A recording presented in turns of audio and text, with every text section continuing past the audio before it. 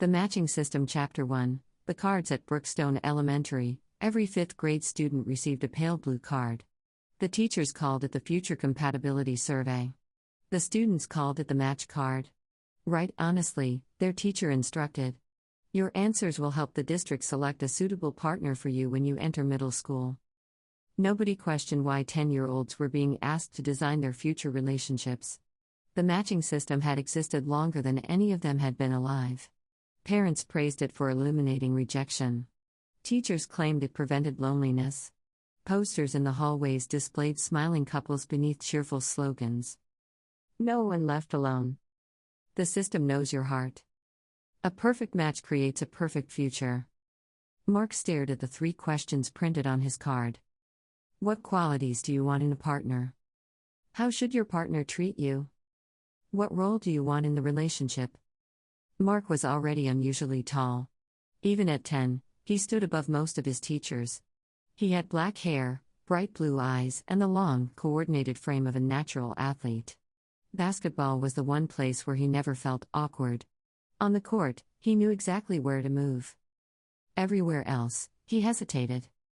Mark worried about making decisions. He worried about disappointing people. Sometimes he imagined how peaceful life would be if somebody else simply chose everything for him. He wrote, I want someone who controls me.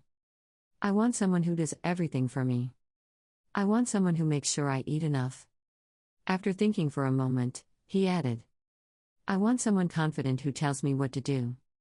Across the room, Mary filled out her own card. Mary was small compared with Mark, but she had never felt small. She was 5 feet 8 by the time she entered middle school, with long blonde hair and an expression that made people move out of her way. She loved cheerleading and wore some version of her navy and white varsity uniform almost every day. Even as a child, Mary knew exactly what she wanted. I want someone I can control. I want someone who will always listen to me. I want someone who will follow me everywhere. Then she wrote, I want to choose what he eats. I want to make sure he eats everything I give him. Mary pressed her pencil so firmly that its tip broke. She smiled. Years later, the district's computer placed their cards beside each other. The system produced a 99% compatibility score. No adult stopped to ask whether matching 2 unhealthy wishes would create a healthy relationship. Chapter 2, Match Day. By the first day of 7th grade, Mark had reached 6 feet 6 inches. He was broad-shouldered, athletic, and talented enough that the basketball coach had already invited him to attend tryouts. Other students assumed someone who looked like Mark must be fearless. They were wrong. Mark stood in Brookstone Middle School's auditorium with hundreds of students as names appeared on a giant screen. Each matched pair was expected to sit together, attend weekly relationship classes, and complete partnership assignments. Breaking a match required approval from administrators, counselors, parents, and the district compatibility board. Almost nobody succeeded. Mark Ellis, announced the principal. Matched with Mary Vale. Whispers spread through the auditorium. Mary walked down the aisle. Her cheerleading uniform was immaculate. Black and gray tattoos of goblins and skulls covered parts of her arms. Although school rules normally prohibited visible tattoos, Mary's mother had obtained a special exemption by claiming they represented family art. Mary stopped directly in front of Mark. He towered over her, but somehow she seemed to occupy more space. She looked up at him and spoke in a deep, commanding voice. So you're Mark? Yes. Yes, what? Mark swallowed. Yes, Mary. She reached up and patted him firmly on the head. You will be my good boy. A few students laughed. Mark's face became hot. Mary turned toward them. Is something funny? The laughter stopped instantly. Mary looked back at Mark. You'll sit beside me. You'll carry my bag. You'll walk me to cheer practice. After that, you'll come home with me so I can decide what you're eating. I have basketball tryouts. Mary's eyes narrowed. No, you don't. The coach already? Her voice dropped lower. You wrote that you wanted someone to control you. The system matched you with me. Are you questioning the system? Mark glanced at the teachers standing nearby. None of them intervened. No, he said. Mary patted his head again. Good boy. Chapter 3, Mary's Rules. Mary wrote 20 rules during their first partnership class. Mark was required to answer her messages immediately. He could not make plans without permission. He had to sit beside her at lunch, attend cheerleading events, carry her belongings, and allow her to choose his meals. The teacher glanced at the list. These are very specific expectations. They create structure, Mary replied. And Mark agrees? Mary turned toward him. Mark felt her stare before he looked at her. I agree, he said quietly. The teacher stamped their partnership form. That afternoon, Mary brought Mark to her house and placed an enormous plate on the table. I'm not that hungry, he said. You asked for someone who would make sure you ate. I meant someone caring. I am caring. Mary folded her arms. Goblins and skulls seemed to move across her skin as her muscles tightened. Finish it. Mark ate until he felt uncomfortable. When he slowed down, Mary tapped the table. Everything. He forced himself to continue. When the plate was empty, Mary smiled and patted his head. Good boy. The words began to follow Mark everywhere. When he carried her cheer bag, good boy. When he skipped basketball practice, good boy. When he apologized for something that was not his fault, good boy. Each time, Mary's praise made him feel smaller. Within weeks, she began selecting his clothes. One morning, she handed him a dark blue dress. Mark stared at it. I can't wear that to school. You can wear whatever I tell you to wear. People will make fun of me. Mary stepped closer. Her voice became quiet and deep. Then I'll deal with them. But if you refuse me, I'll report you for match noncompliance. You know what happens after 3 reports. Students with repeated violations could be removed from sports, clubs, and advanced classes. Their families could also receive fines. Mark looked down at the dress. Mary smiled without warmth. Put it on.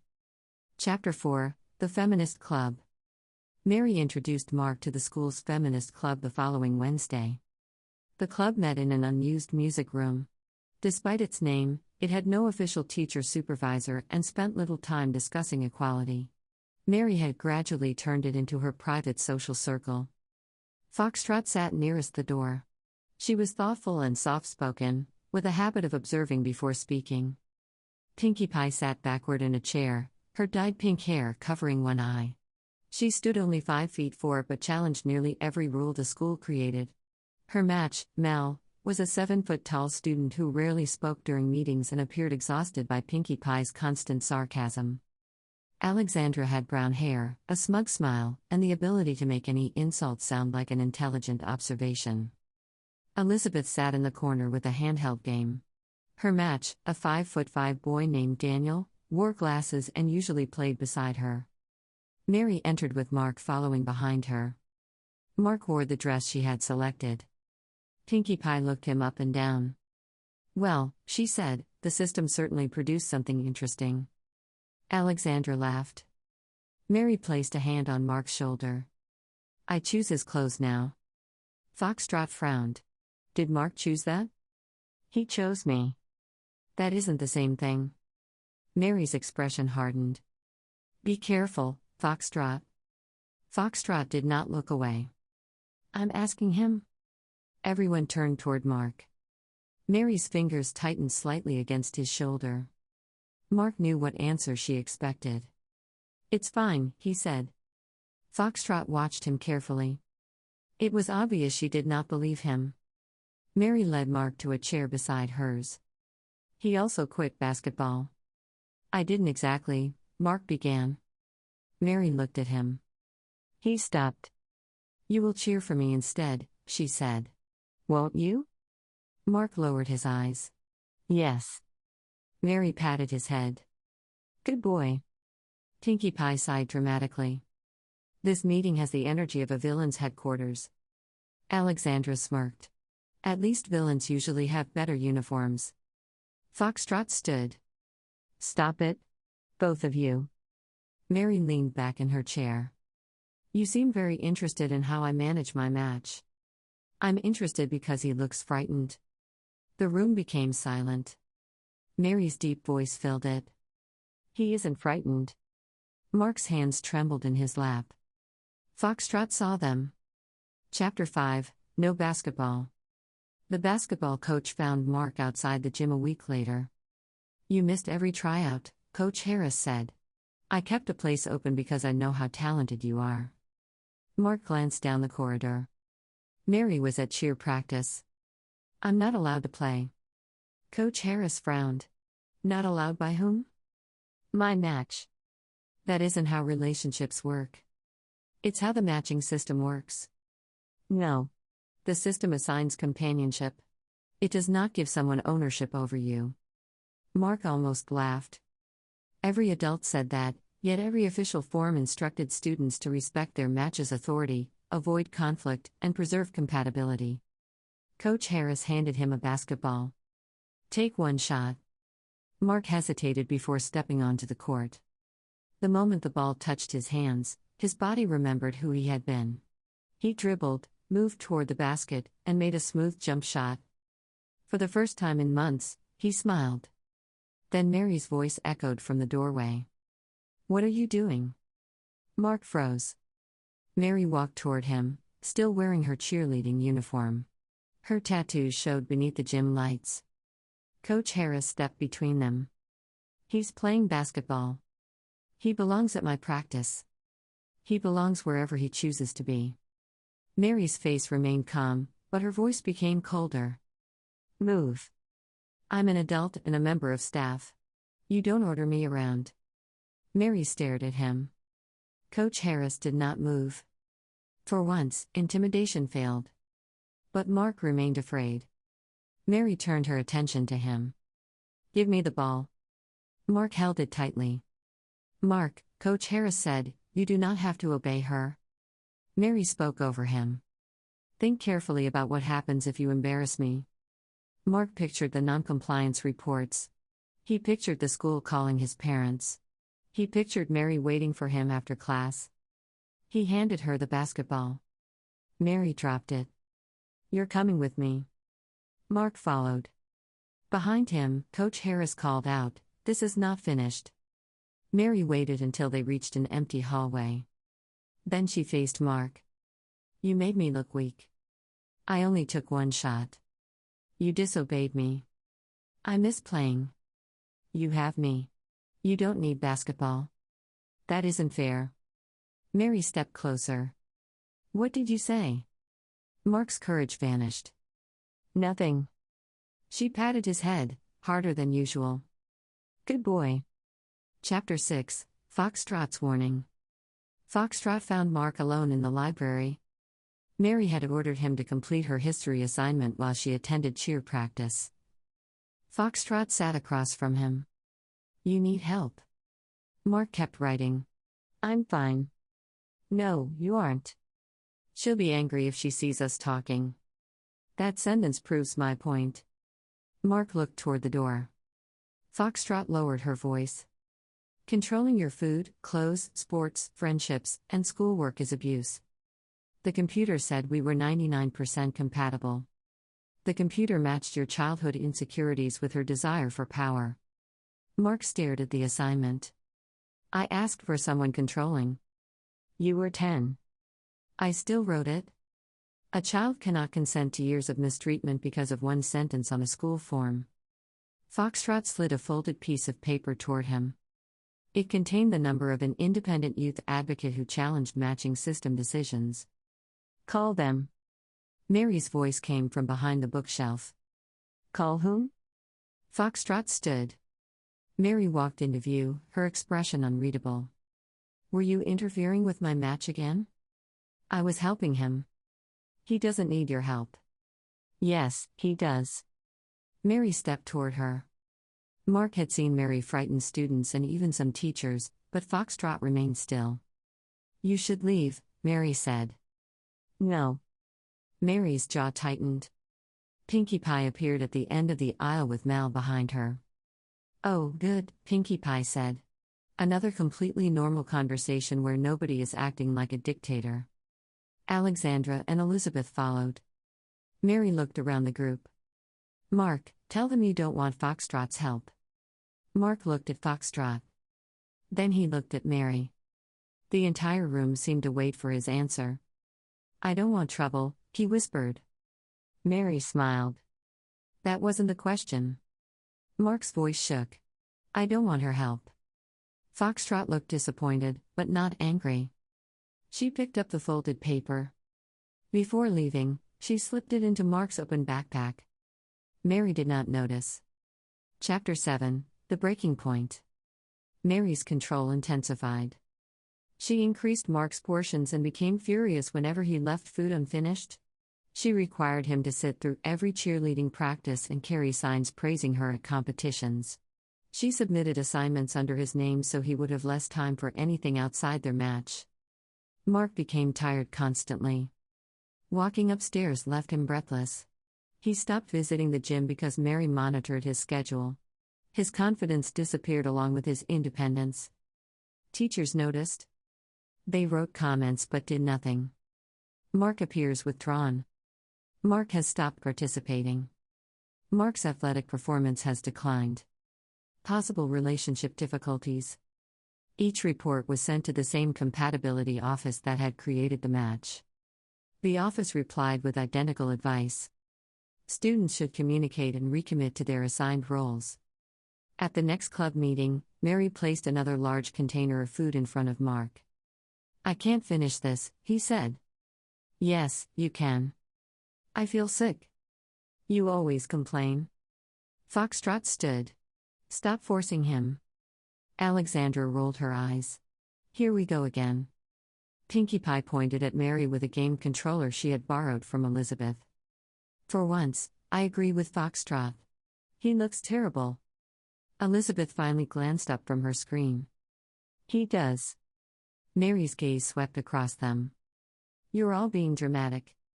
Mark pushed the container away. It was the first clear refusal he had made in months. No. Mary turned slowly. What did you say? I said no. Her voice dropped. Pick it up. Mark's heart pounded. No. Mary rose from her chair. Even though Mark was much taller, he leaned away from her. Foxtrot moved between them. You will not threaten him. Mary laughed once. You think you can stop me? I think everyone in this room can finally tell the truth. Foxtrot looked at the others. Pinkie Pie lowered her controller. Alexandra's smug expression disappeared. Elizabeth paused her game. Mal stepped closer to Pinkie Pie, ready to help if needed. Foxtrot continued. Mary is hurting Mark. We have all watched it happen. Some of us joked about it. Some of us ignored it. That ends now. Mary pointed toward the door. Everyone leave. Nobody moved. For the first time, Mary's intimidation did not control the room. Chapter 8: Collapse. The confrontation ended when a teacher entered after hearing raised voices. Mary immediately changed her tone. This is a misunderstanding. Foxtrot spoke before anyone else could. No, it isn't. She described the forced eating, the threats, the clothing, the isolation, and Mary's refusal to let Mark play basketball. Pinkie Pie confirmed it. Elizabeth showed messages Mary had posted in the club's group chat. Even Alexandra admitted that she had seen Mary threaten Mark. The teacher called the school counselor. While everyone argued, Mark sat silently. The room blurred around him. His chest felt tight. His breathing became shallow. Foxtrot noticed first. Mark? He attempted to stand but lost his balance. The teacher caught him before he struck the floor. An ambulance took Mark to the hospital. Doctors told his family that his health had deteriorated significantly and that the stress placed on his body had become dangerous. He would need medical supervision, counseling, and time away from Mary. The school immediately suspended the match. Mary waited outside the principal's office, furious. This is Foxtrot's fault, she said. She upset him. Nobody answered. It's Coach Harris's fault for encouraging basketball. Still nobody answered. It's the school's fault for matching us. That statement was partly true, but Mary used it only to avoid examining her own decisions. She never said, "I frightened him." She never said, "I ignored him when he asked me to stop." She never said, "I treated another person as property." When the principal informed her that she would face a disciplinary hearing, Mary folded her arms. "You can't punish me for following our compatibility profiles." "You were not following a profile," the principal said. "You were harming another student." Mary's deep voice sharpened. "You approved our rules." The principal had no answer. Chapter 9: The Hearing. Mark attended the compatibility board hearing through a video call from home. Without Mary beside him, he looked different. Still nervous, but more awake. The board sat beneath the district emblem. Mary occupied one side of the room with her parents and an attorney. Foxtrot, Pinkie Pie, Alexandra, Elizabeth, Mel, Coach Harris, and several teachers sat on the other. The chairperson began. "We are here to determine whether the Mark Ellis and Mary Vale match should be permanently dissolved." Mary spoke immediately. "He requested someone controlling. I gave him exactly what he wanted." Mark flinched at the sound of her voice. Foxtrot leaned toward the screen. "You're safe," she told him. The chairperson asked Mark whether he wished to remain matched. Mark took several breaths. "No." Mary stared at the screen. "Mark." He nearly lowered his eyes out of habit. Then Coach Harris placed a basketball on the table where Mark could see it. Mark looked directly at Mary. "No," he repeated. Her voice became deep and threatening. "Think about what you're doing." The chairperson struck the desk with a gavel. "You will not intimidate him during this hearing." Mary turned toward the board. "You're all blaming me because none of you did your jobs." Foxtrot answered from the audience. "The adults failed him. The system failed him. You still chose to hurt him." Mary's expression hardened. The board dissolved the match permanently. It also suspended Mary from the matching program and required her to attend an intensive behavioral intervention program. The school's approval process became the subject of a district investigation. Mark's childhood card was displayed as evidence. A board member read his words aloud. "I want someone who controls me." Mark finally understood how dangerous those words had become. "I didn't understand what control meant," he said. "I thought it meant somebody would help me when I felt uncertain. I didn't mean I wanted to lose every choice." The hearing room became quiet. For the first time, the adults seemed to understand that a child's fantasy was not a contract. Chapter 10: A Different Future. Mark returned to school several months later. He was still recovering. The doctors had prohibited competitive sports temporarily, but Coach Harris allowed him to attend basketball practices and assist with drills. The first day he entered the gym, the team applauded. Mark did not know how to react. Coach Harris handed him a ball. "No pressure," he said. "Just take a shot when you're ready." Mark stood at the free throw line. He bounced the ball once. Then twice. He shot. The ball passed cleanly through the hoop. Foxtrot watched from the bleachers. Pinkie Pie sat beside her and shouted, "Congratulations!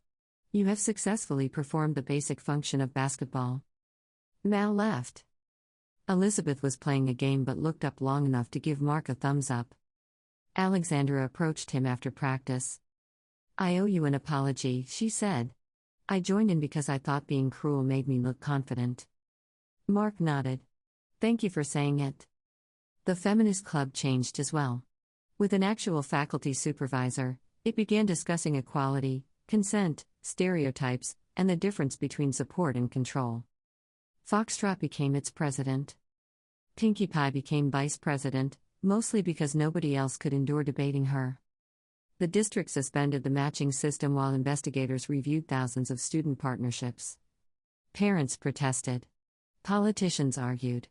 Former students described years of being trapped with partners selected from childhood surveys. The slogan "The system knows your heart" disappeared from the hallways. In its place, students hung a handwritten banner. No computer owns your future.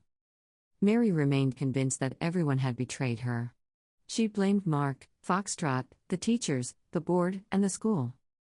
Yet without people obeying her, her intimidating voice lost much of its power. Mark still struggled to make decisions. Recovery did not transform him overnight. Sometimes he stared at a menu for several minutes. Sometimes he asked Foxtrot or Coach Harris what he should do. They always answered the same way. "What do you think?" At first, Mark hated that response. Eventually, he understood it was a gift. One afternoon, he found the old dress Mary had forced him to wear. He did not destroy it or hide it. He placed it in a box with a match card and sealed the lid. Those objects were evidence of something that had happened to him. They were not definitions of who he was. Mark returned to the outdoor basketball court as the sun lowered behind the school. He practiced alone until Foxtrot arrived. "Ready to go?" she asked. "In a minute." Mark took one final shot. The ball struck the rim, bounced upward, and fell through the basket. For years, other people had tried to write his future: the school, the computer, and Mary. Now Mark picked up the ball and walked away by his own choice.